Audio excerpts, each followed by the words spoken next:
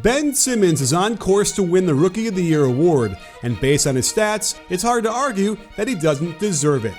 He was nothing less than impressive in leading the Sixers to the playoffs for the first time in years. But Brad Stevens and the Celtics had something up their sleeves for the non-shooting big guard from Australia, and there seemed to be nothing he could do about it.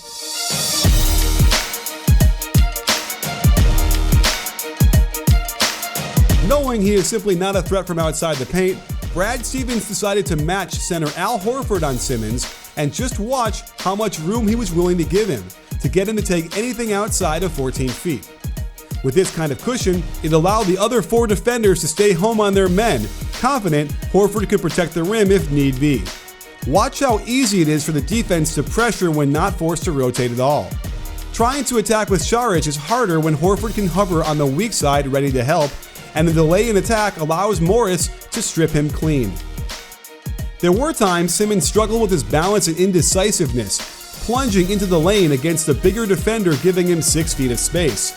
There's nowhere to go, he almost travels, and while they do find an opening, again, having Horford on him deters the close shot from Simmons. The spacing gets all screwed up and Covington burps up a terrible shot.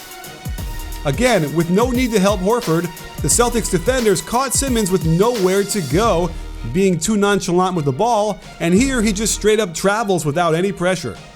They try to use his speed to get by Horford, who's really mobile, and this is where Simmons' unconventional shooting style became very apparent. His unwillingness to shoot left-handed causes him to try perhaps the most impossible shot I've ever seen taken on an NBA floor.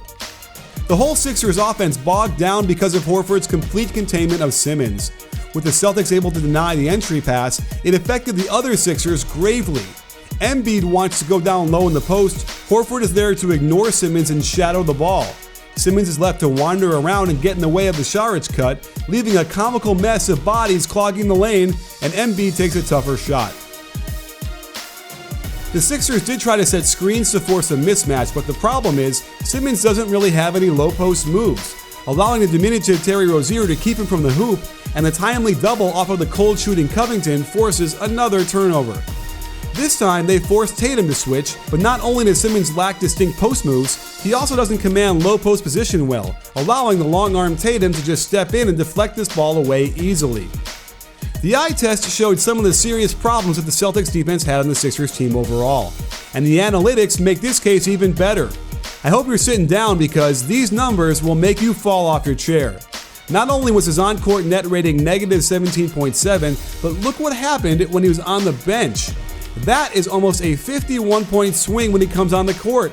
There really are no words to describe how profoundly negative an effect this was on the team.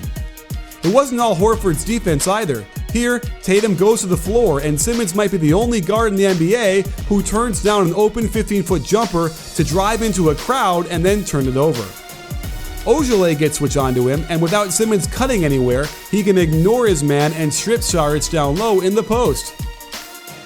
Some of this had to do with decision making. Coming down the court, he needs to read that Amir Johnson is in his way and there's simply nowhere to go. It's an easy switch of Horford onto him, and again, notice how none of the Celtics have to leave their men. Simmons just about travels, and the Sixers ultimately get a shot off, but it's drunk Bellinelli with a tough floating fadeaway that has almost no chance to go in.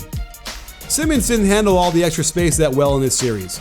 Morris knows he won't pull up for the open jumper and can keep backing up.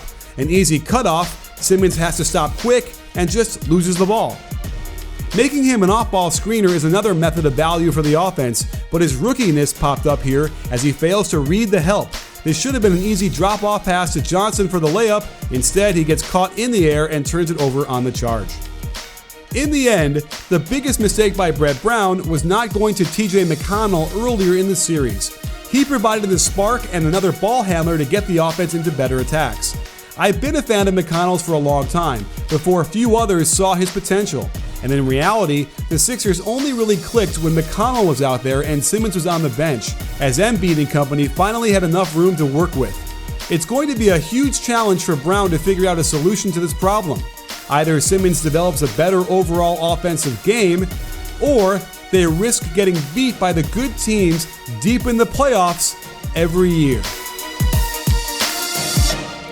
Sports fans, make sure to hit the subscribe button and adjust your settings so you can get notified immediately when we drop another great NBA video. Let us know how you feel with a thumbs up and a comment. After all, at BBallBreakdown, we're not a channel, we're a conversation. You in?